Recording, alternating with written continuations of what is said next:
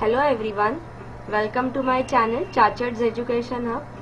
Students, आज मी तुमच्या सर्वांसाठी एक अत्यंत इम्पॉर्टंट व्हिडिओ आणला आहे. ठीक आहे, जी MPSC ची कंबाईनची प्रिलिम्स होणार आहे 24 मार्चला.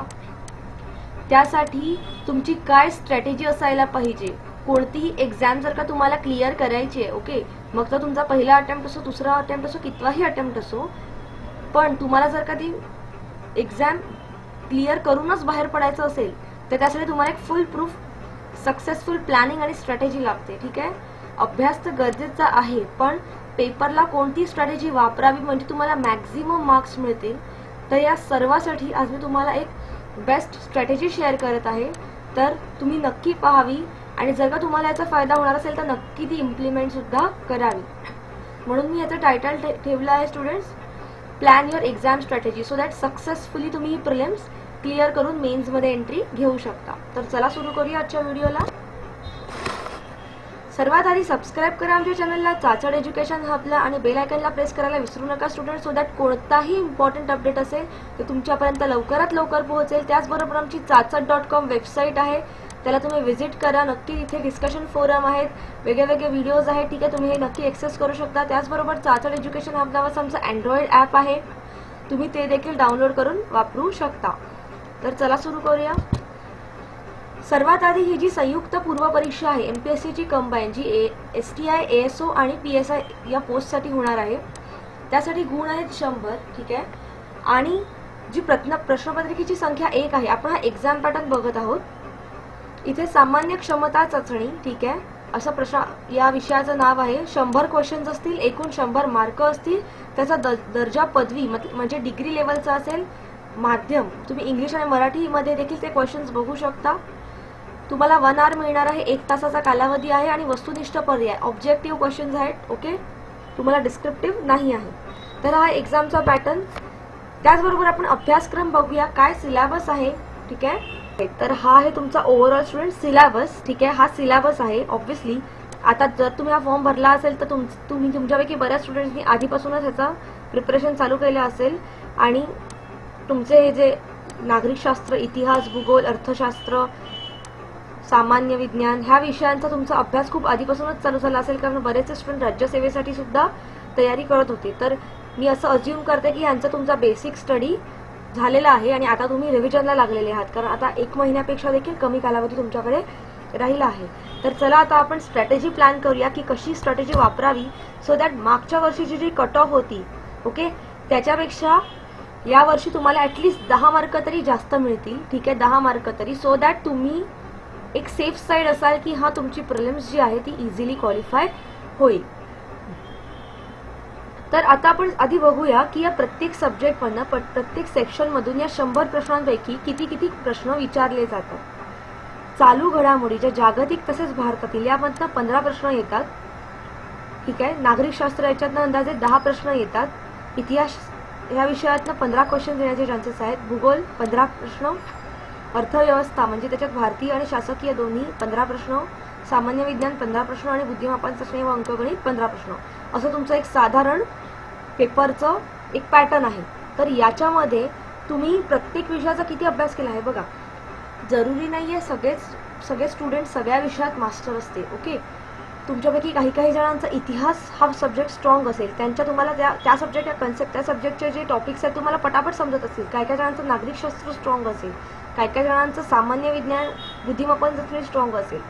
तर तुमची स्ट्रॅटेजी प्लॅन करायच्या आधी तुम्हाला हे बघायला हवं की तुमचे स्ट्रॉंग सेक्शन्स कोणते आहेत. ठीक आहे, स्ट्रॉंग सेक्शन्स किंवा स्ट्रॉंग सब्जेक्ट्स. ठीक आहे, अशा सेक्शन्सना सगळ्यात पहिलं तुम्हाला जायचं आहे. ओके, त्यानंतर तुमच्यापैकी बरेच स्टुडंट जसे आहेत जे नागरिकशास्त्र, इतिहास, भूगोल, अर्थशास्त्र आणि सामान्य विज्ञान याचा अभ्यास मागच्या अनेक टाइमपासून करत आहे, बऱ्याच वेळापासून करत आहेत.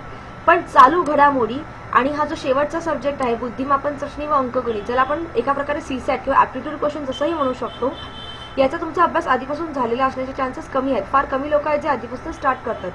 बरेचसे लोक याचा अभ्यास शेवटी चालू करतात किंवा या सब्जेक्ट्सना अंडर एस्टिमेट करतात. तर असं करू नये, का ते सांगते.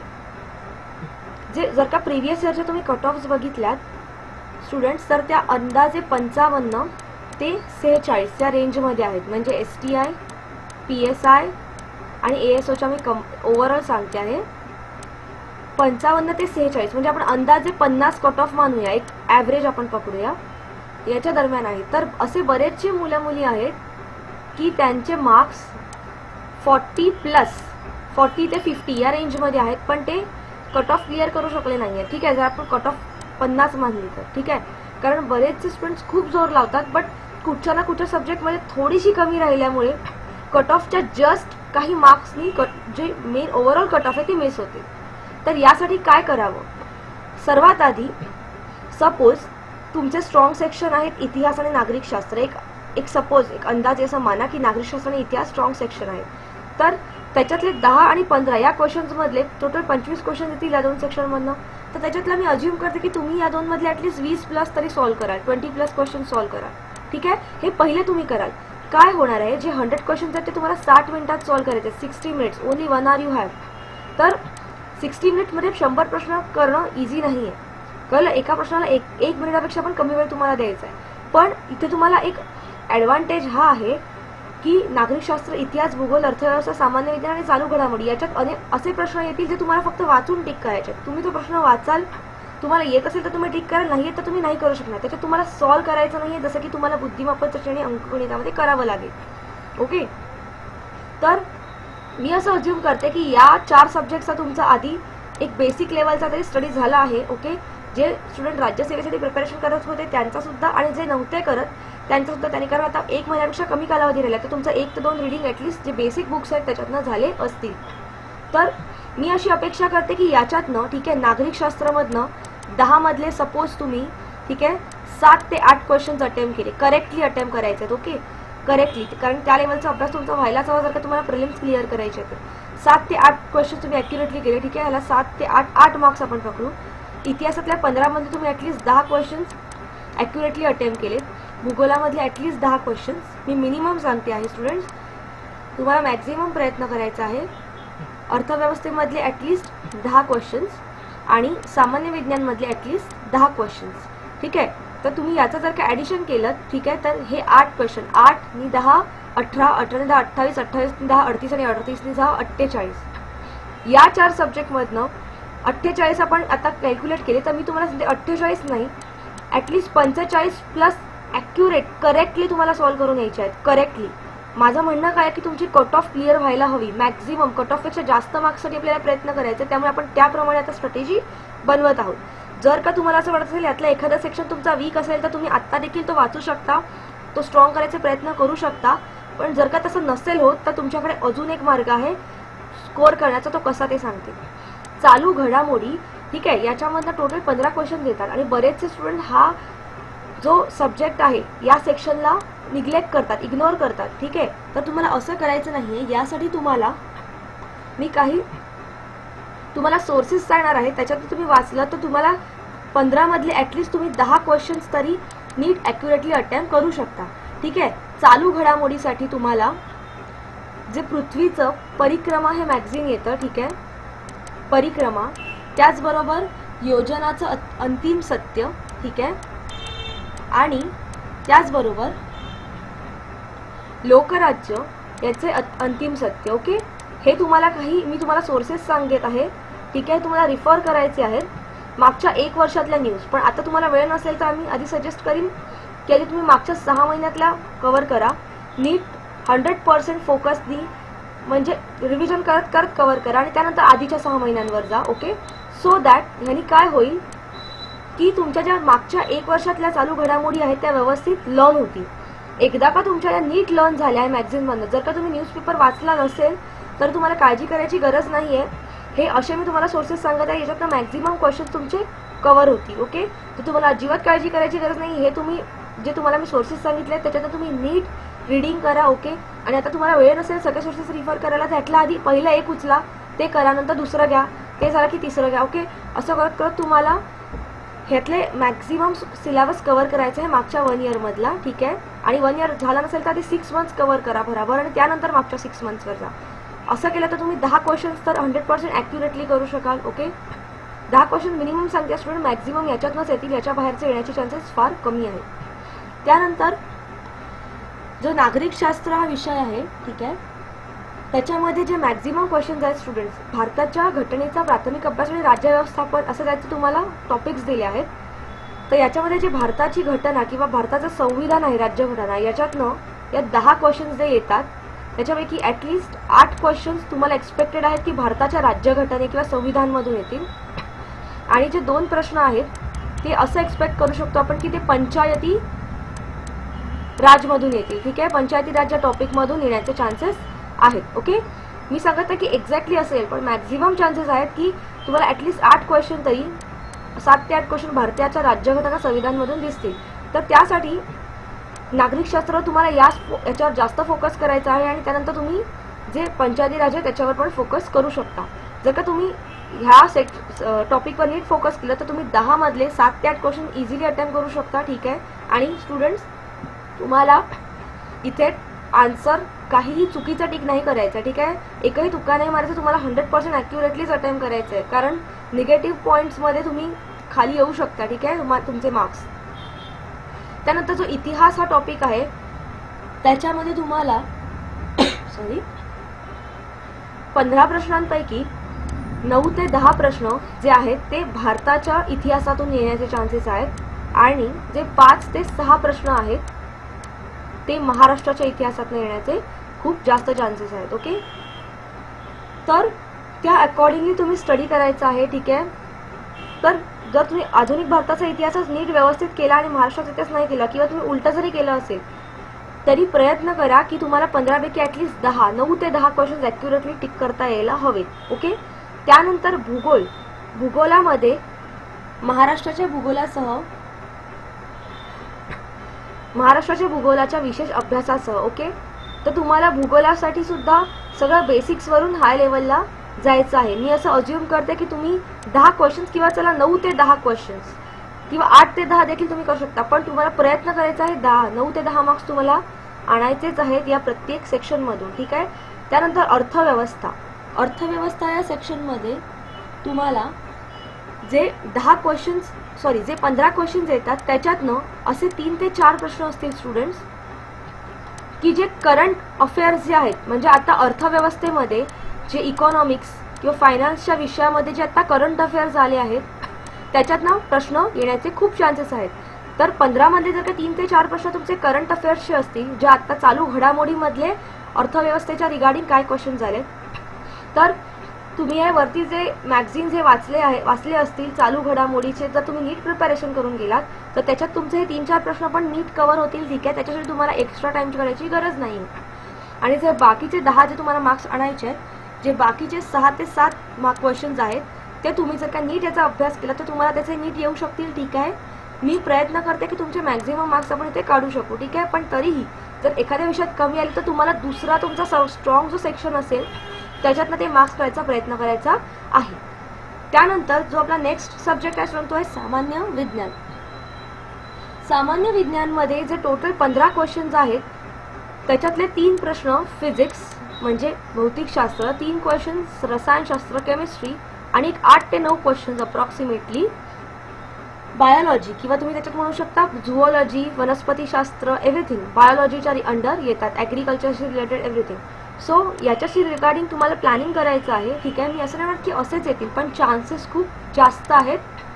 मी प्रिव्हियस इयरचे जे क्वेश्चन्स पेपर आहेत त्याच्या बेसिसवरती हे तुम्हाला तुम्हाला एस्टिमेट अंदाज सांगत आहे की असे टाईपचे क्वेश्चन येण्याचे ह्याच्यामध्ये जास्त चान्सेस आहेत. तर तुम्ही जर चेंज झालं तर खूप जास्त चेंज होण्याचे चान्सेस नाही, थोडेफार चेंज होऊ शकतात. तर तुम्ही तुमची स्ट्रॅटेजी अशा प्रकारे प्लॅन करावी. ओके, तर ज्या लोकांची सायन्स बॅकग्राऊंड आहे त्यांच्यासाठी हा सब्जेक्ट एक बोनस पॉईंट आहे. ठीक आहे, पण ज्यांच्यासाठी सायन्स बॅकग्राऊंड नाही जरी त्यांची असेल तरीही ते याच्यात सामान्य विज्ञानाचे त्या बेसिक जे आहेत, तुमचा जो सेक्शन स्ट्रॉंग असेल त्याला तुम्ही पहिला फोकस करा. ठीक आहे, फिजिक्स किंवा केमिस्ट्री स्ट्रॉंग असेल तर तुम्ही त्याला आधी फोकस करा. जर का तुमचं जे बायोलॉजी, वनस्पतीशास्त्र, बॉटनी, झुओलॉजी, हायजीन याच्याशी रिगार्डिंग तुमचं जर का स्ट्रॉंग असेल तर त्याला आधी फोकस करा. पण मी असं सांगेन तुम्हाला 15 मधले ॲटलिस्ट 10 क्वेश्चन्स करेक्टली अटेम्प्ट करा. त्याचबरोबर सामान्य विज्ञान या सब्जेक्टला तुम्ही सायन्स टेक्नॉलॉजी असंही म्हणू शकता. तर टेक्नॉलॉजीशी रिलेटेड जे आता करंट अफेअर्स पण येतात जेवढे, ठीक आहे, जेवढ्या पण टेक्नॉलॉजी सायन्सशी रिलेटेड ज्या न्यूज येतात त्याच्यामध्ये त्याच्यातले सुद्धा तुम्हाला 1-2 क्वेश्चन तिथे विचारले जाऊ शकतात सामान्य विज्ञानमध्ये. तर जर का इथे करंट अफेअर्सचा तुम्हाला क्वेश्चन आला तर परत जर का तुम्ही चालू घडामोडी नीट केल्या असतील, ठीक आहे, जे मी तुम्हाला वरती सांगितलं, तर तुम्हाला इथे त्याचा नक्कीच फायदा होईल. स्टुडंट, चान्सेस खूप आहेत की हे जे नागरिकशास्त्र, इतिहास, भूगोल, अर्थव्यवस्था आणि सामान्य विज्ञान याच्यामध्ये तुम्हाला करंट अफेअर्सचं काही क्वेश्चन दिसण्याची चान्सेस आहेत. कारण या फील्डशी रिलेटेड जर का करंट अफेअर्स आले असतील तर त्याच्यातले काही प्रश्न तुम्हाला दिसू शकतात. त्याच्यामुळे तुम्ही चालू घडामोडी हे व्यवस्थितच करायचं आहे. जो आपला नेक्स्ट सेक्शन आहे स्टुडंट, तो आहे बुद्धिमापन चाचणी व अंकगणित. मला माहिती आहे तुमच्यापैकी बऱ्याच जणांना या दोन्ही विषयांबद्दल, बुद्धिमापन चाचणी व अंकगणित दोन्ही विषयांबद्दल प्रचंड टेन्शन असेल की हे आम्ही कसं करू, आम्हाला नाही जमत आहे, आम्हाला गणिताचा प्रॉब्लेम, तर म्हणजे जे काही असेल. कारण हे वरचे जे सब्जेक्ट आहे ते तुम्हाला रीडिंग करून तुम्ही लर्न करून करू शकता.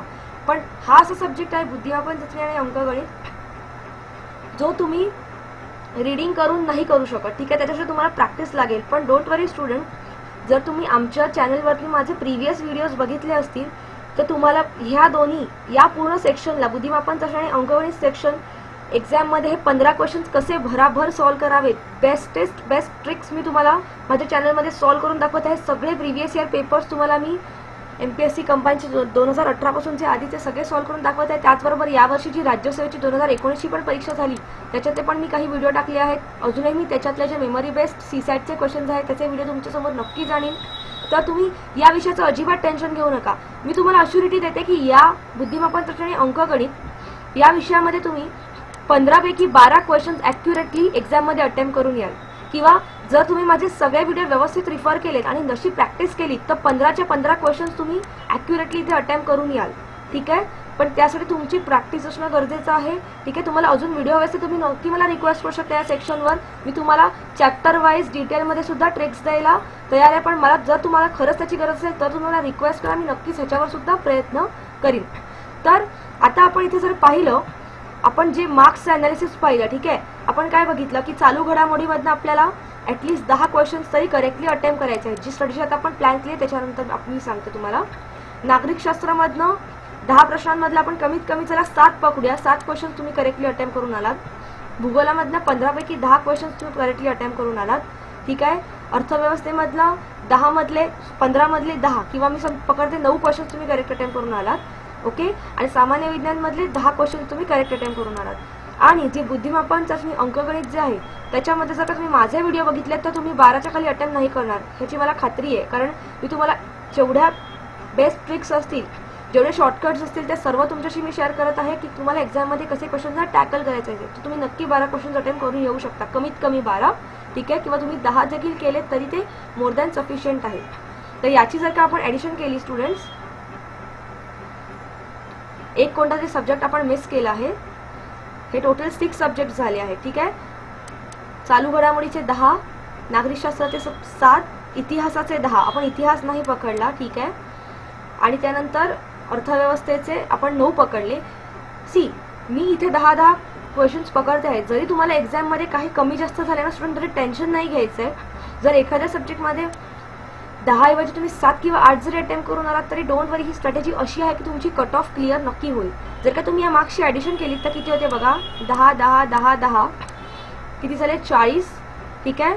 40 ने 12 52, 52 ने 9 61 आणि 61 आणि 7 68. हे मी मिनिमम मार्क्स तुम्हाला सांगते स्टुडंट, 68 मार्क्स, ठीक आहे. तुम्ही आरामात घेऊन येऊ शकता या सब्जेक्टमध्ये जर का तुम्ही फुल प्रूफ स्ट्रॅटेजीने, अशा स्ट्रॅटेजीने जर का तुम्ही प्लॅनिंग करून एक्झाममध्ये गेलात तर. अजून एक गोष्ट मला तुम्हाला सांगायची स्टुडंट्स, तुम्हाला वेळेचं नियोजन कसं करायचं आहे एक्झाममध्ये. तुम्हाला 60 मिनिटं जे आहेत, हा वेळ कमी आहे 100 प्रश्नांना, ठीक आहे. तर त्यासाठी तुम्ही कसं नियोजन कराल, पहिला कोणता सेक्शन तुम्ही अटेम्प्ट कराल. तर माझं तुम्हाला असं सजेशन आहे की तुमचा जो सगळ्यात स्ट्रॉंग सेक्शन असेल, ठीक आहे, त्याला तुम्ही पहिलं जावं. फॉर एक्झाम्पल तुमचा स्ट्रॉंग सेक्शन इतिहास किंवा अर्थव्यवस्था असेल तर तुम्ही त्याला पहिलं जावं, ठीक आहे. कारण हे असे सब्जेक्ट्स आहेत ज्याच्यात तुम्हाला रीड करून आन्सर द्यायचे, ओके. तर सपोज मी असं अज्युम करते की तुमचा इतिहास आणि अर्थशास्त्र स्ट्रॉंग आहे, तर तुम्ही पहिला इतिहास आणि अर्थशास्त्र, ठीक आहे. 15 क्वेश्चन्स आहेत, ओके. इतिहासाचे 15, अर्थशास्त्राचे 15. मी असं अज्युम करते हे 15 म्हणजे टोटल 30 क्वेश्चन्स तुम्ही 15 मिनिटात अटेम्प्ट करा. कारण तुम्हाला रीड करून आन्सर द्यायचंय. आणि इथे थिअरी पार्ट आहे, तुम्हाला येतं तर तुम्ही टिक कराल, नाही येतं तर तुम्ही पुढे जाल, ठीक आहे. आणि एखादा असा क्वेश्चन असेल की तुम्हाला समजा तिथे तुम्ही डाऊटमध्ये आहात तर तुम्ही तो क्वेश्चनला नंतर बघा, मार्क करून ठेवा, नंतर बघा. ओके. त्यानंतर मी तुम्हाला सांगितलं तुमचे एकदा स्ट्रॉंग थिअरी सब्जेक्ट एकदा तुम्ही अटेम्प्ट केले, त्यानंतर मी तुम्हाला सजेस्ट करीन की तुम्ही जे चालू घडामोडी टॉपिक आहे, चालू घडामोडी, भलेही हा तुमचा स्ट्रॉंग सेक्शन असू दे किंवा वीक सेक्शन, तुम्ही याला जावं. यानी काय होईल, चालू घडामोडीला जर तुम्ही आधी गेलात, हे 15 क्वेश्चन्स तुम्ही 7 ते 8 मिनिटात जर का अटेम्प्ट केले, ठीक आहे, 7 ते 8 मिनिटं तुम्हाला भराभर बघायचे. तुम्हाला येत असेल तर तुम्ही टिक कराल, नसतील येत तर तुम्ही नाही करू शकणार. ठीक आहे. तर आपण अज्यूम केलं की पहिल्या 15 मिनिटामध्ये तुम्ही इतिहास आणि अर्थव्यवस्था, सपोज हे कोणते दोन स्ट्रॉंग सब्जेक्ट, त्याचे 30 क्वेश्चन 15 मिनिटामध्ये तुम्ही पाहिले. त्यानंतर पुढच्या 7 ते 8 मिनिटामध्ये मी तुम्हाला 8 मिनिटं देते, 8 मिनिटामध्ये तुम्ही इथे 30 क्वेश्चन पाहिलेत, 8 मिनिटामध्ये तुम्ही चालू घडामोडीचे 15 क्वेश्चन्स पाहिलेत. ठीक आहे. किती मिनिटं झाली, 23 मिनिटं. ठीक आहे. त्यानंतर हे जे पुढचे बुद्धिमापन चाचणी व अंकगणिताचे जे प्रश्न आहेत, हे 15 प्रश्नासाठी तुम्हाला 10 ते 12 मिनिटं सफिशियंट आहेत स्टुडंट्स. पण जर तुम्हाला ती कमी वाटत असतील तर मी तुम्हाला 15 मिनिटं सुद्धा इथे द्यायला तयार आहे. पण जर तुम्हाला एखाद दुसरा प्रश्न येत नसेल, ठीक आहे, जर तुम्हाला डाऊट वाटत असेल तर तुम्हाला सगळे अटेम्प्ट करायची गरज नाही. तर मी तुम्हाला सांगते की ते तुम्ही 12 मिनिट दिलेत, 12 मिनिटामध्ये तुम्ही सगळे 15 क्वेश्चन व्ह्यू कराल, भराभर जेवढे येतात तेवढे अटेम्प्ट कराल. ओके. आणि जर तुम्हाला 15च्या मध्ये येत असतील तर 1-2 मिनिट एक्स्ट्रा दिलात तरी हरकत नाही. ठीक आहे. 23 आणि 15 किती राहिले आता मिनिटं, 38 झाली. ओके. म्हणजे आता 60 मिनिटांमधली आपली रिमेनिंग किती आहे, 22 मिनिटं. ओके. आता जे शेवटच्या 22 मिनिटं उरली आहेत त्याच्यामध्ये तुम्हाला बघा, चालू घडामोडी तुमचा अटेम्प्ट झाला सेक्शन, आणि कोणते दोन स्ट्रॉंग सेक्शन, इतिहास आणि अर्थव्यवस्था आपण अज्यूम केले ते तुमचा अटेम्प्ट झालेला आहे, आणि बुद्धिमापन चाचणी तुमचा अटेम्प्ट झालेला आहे. आणि तुमच्याकडे शेवटची 22 मिनिटं उरली आहेत, आणि याच्यामध्ये तुम्हाला 1, 2 आणि 3 सेक्शन्स आरामात अटेम्प्ट करायचे, आणि जे तुम्ही करू शकता. ओके. कारण तुम्हाला जे बाकीचे सेक्शन्स आहेत ते थिअरी सेक्शन्स आहेत, ते तुम्ही रीडिंग करून व्यवस्थित अटेम्प्ट करू शकता. ठीक आहे. एखादा वीक सेक्शन आहे तर तुम्ही त्याला शेवटी ठेवा, पण त्याला नीट टाइम द्या. ओके. असं नको व्हायला की तुम्ही एखाद्या क्वेश्चनमध्ये स्टॉक होऊन खूप जास्त वेळ त्याच्या मागे दिलात, आणि त्याच्यामुळे बाकीचे सेक्शनमध्ये क्वेश्चन्स होते जे तुम्हाला येत होते पण तुम्ही तिथे पोहोचलातच नाही. ओके. तर मी तुम्हाला हे का सांगते आहे, बराबर करा.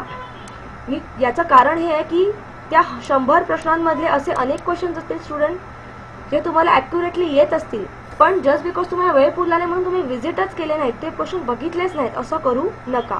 ओके. तर स्टुडंट्स, ही होती माझी स्ट्रॅटेजी फॉर MPSC ची जी कंबाईनची एक्झाम होणार आहे, ST ASI आणि ASO आणि PSI साठी 24 मार्चची, त्याच्यासाठीची स्ट्रॅटेजी. ओके. जर मी तुम्हाला सांगितले की तुम्ही ही स्ट्रॅटेजी फॉलो करा, पण जर का तुम्ही अशाप्रमाणे तुमची स्वतःची स्ट्रॅटेजी प्लॅन केली, किंवा ही स्ट्रॅटेजी तुम्ही जरी प्लॅन केली तरी ही स्ट्रॅटेजी बेस्टच आहे स्टुडंट.